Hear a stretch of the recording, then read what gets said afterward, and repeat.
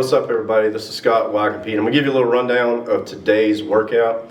So this is the first week of my strength and power routine. So everything we done today was to build up to box squats. We done 5 sets of 5 with box squats.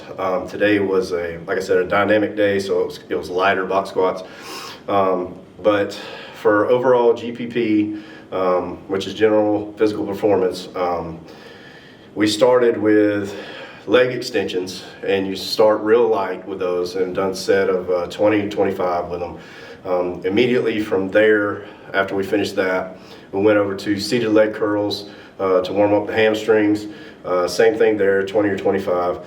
And then I left from there and went to assisted pull-ups. Now, why I go to assisted pull-ups is every time that I squat, it's hard for me to get behind the bar. But if I do assisted pull-ups before I go, it warms my lats, it warms my backs, and it gets my shoulders ready to be able to, so I can reach behind the bar, and it stretches my chest and everything out.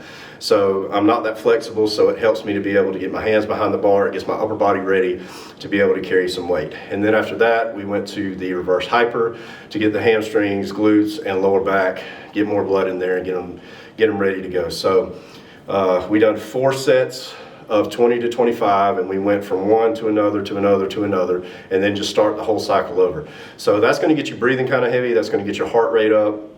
It's not going to take anything from your squats. If you're younger, you definitely want to do this for your GPP and get your GPP as the best you possibly can. But if you're older, you definitely need to do this to prevent injuries, strains, tears, stuff like that. It gets the blood flowing, it gets everything going, so that way there's less risk of injuries. So after that, we went to box squats.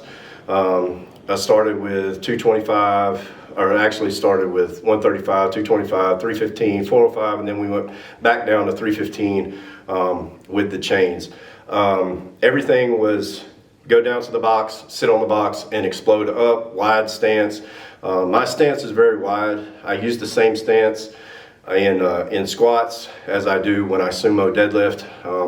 I believe it gets my ab and adductors stronger. It helps with my hamstrings and my glutes more. So that's why I have a wide stance, so it doesn't really, there's not a big difference between the stance in my deadlift and the stance in my squat. The only difference is the placement of the weight. Instead of on my back, it's on the ground. But today was dynamic speed day. We went a little bit heavier than I really wanted to. I wanted to stop at 3 plates, but I kind of felt good.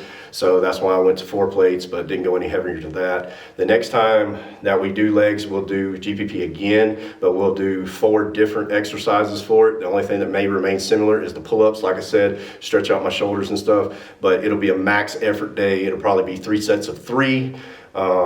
I'm following similar to the conjugate method by Westside Barbell. So if y'all don't know what that is, y'all definitely need to go check that out.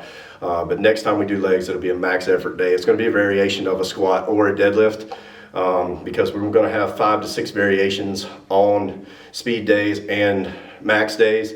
And so I'll be regular squatting and regular deadlifting about once every 4 to 6 weeks.